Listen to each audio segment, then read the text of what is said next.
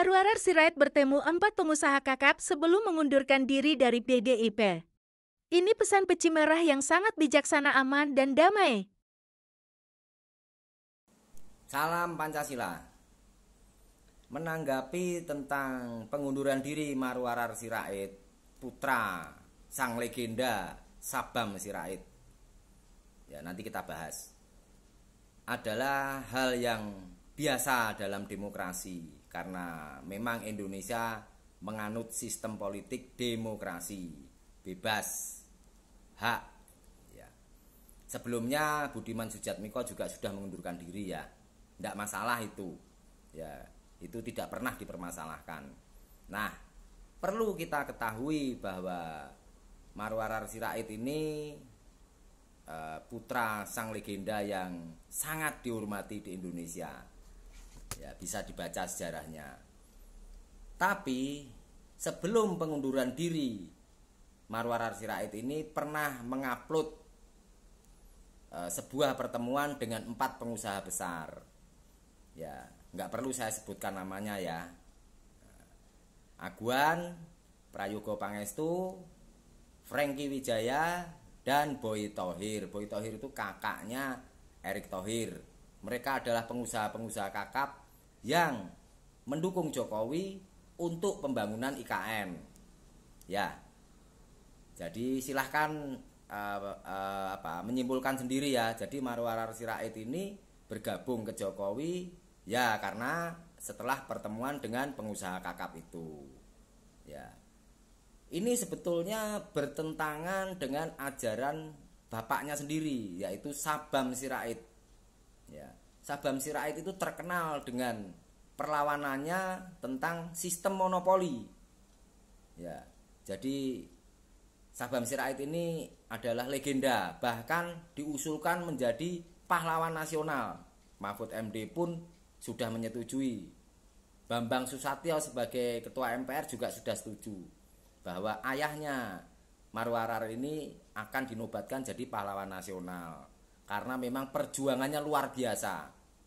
Ya, dulu itu Sabam Sirait adalah ketua gerakan mahasiswa Katolik atau Kristen gitu, GMKI gitu ya.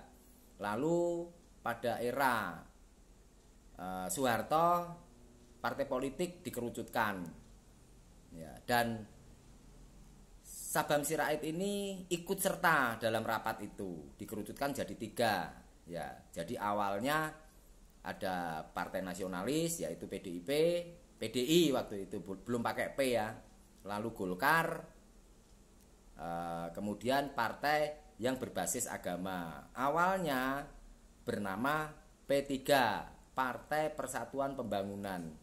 Itu awalnya terdiri dari 2 partai ya, partai agamais yaitu Partai Katolik dan Partai Kristen Indonesia. Kan gitu ya. Nah, lalu kemudian akan digabungkan dengan partai yang berbasis Islam. Maka kedua partai tadi, Parkindo dan Partai Katolik tadi memisahkan diri bergabung ke Partai Nasionalis yaitu PDI. Ya, dan Sabam Sirait itu menjadi sekjen PDI pertama. Ya, luar biasa memang ya perjuangan Bang Sabam Sirait ini.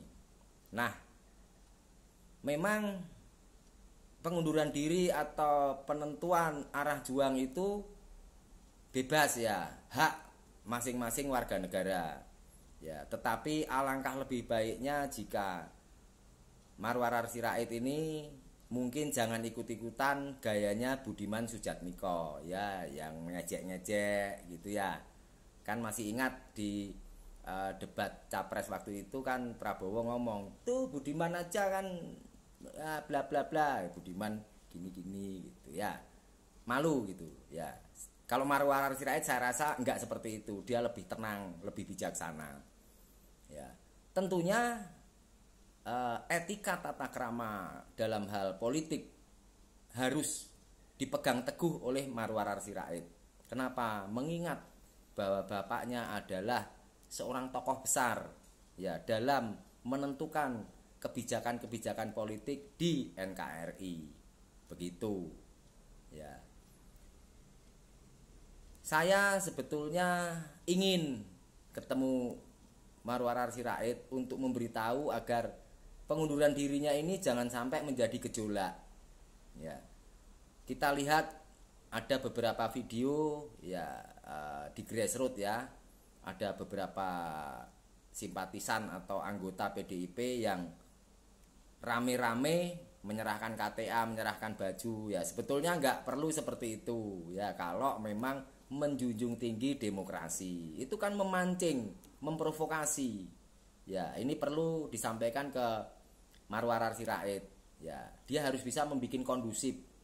Kalau dia mau cari uang ya cari aja kan gitu ya, nggak perlu membawa pengikut, memprovokasi begitu kira-kira gitu ya. Saya tidak menuduh ya, karena yang terjadi seperti itu dan itu merupakan tanggung jawab Marwarar Sirait sebagai kader PDIP.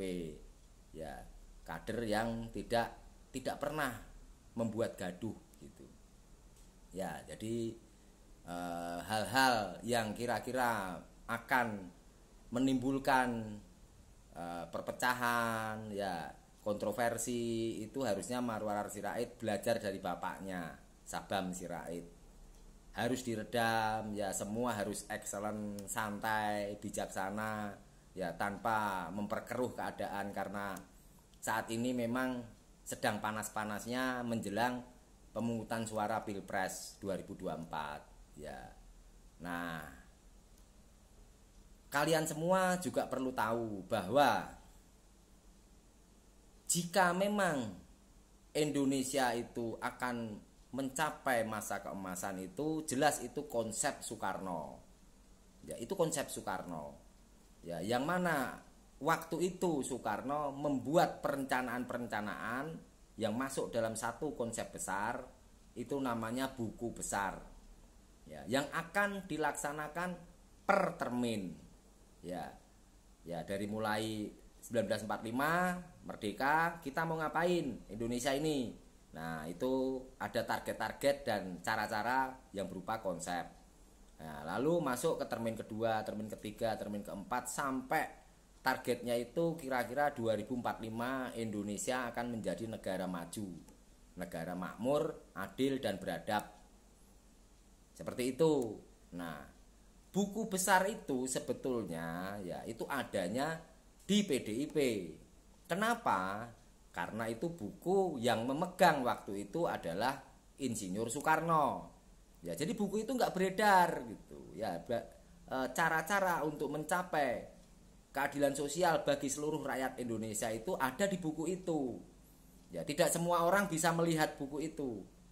Ya, PDIP konsisten melaksanakan itu. Makanya setiap kali PDIP itu kalah dalam pertarungan politik selalu menjadi oposisi, nggak pernah mau bergabung karena memang punya roadmap ya, pembangunan ala Soekarno kan gitu. Jelaslah kalau pembangunan ala Soekarno itu kan bisa kita lihat dari UUD 45 dan Pancasila.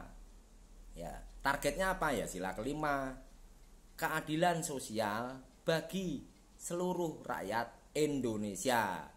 Nah, kalau kalian rakyat Indonesia ya harusnya setuju dengan itu. Ya, nggak bisa hal ini dilaksanakan oleh partai di luar PDIP. Ya, bukan berarti hanya PDIP yang bisa melaksanakan itu, tidak. Tetapi partai-partai lain yang mempunyai visi misi sama, yaitu sila kelima tadi, ya bergabung dengan PDIP gitu, sama-sama bermusyawarah mewujudkan cita-cita luhur Soekarno. Kan gitu ya. Ya, jadi saya menghimbau kepada kader-kader PDIP di bawah tidak usah bergejolak. Ya, tidak perlu ya euforia dukung Marwarar Sirait, dukung Bu Mega, dukung Mbak Puan, nggak perlu. Jika itu hanya menimbulkan perpecahan. Ya, tidak boleh, karena kita adalah Indonesia. Kita Pancasila. Persatuan Indonesia menjadi target pada sila ketiga. Oke, paham? Mari merdeka.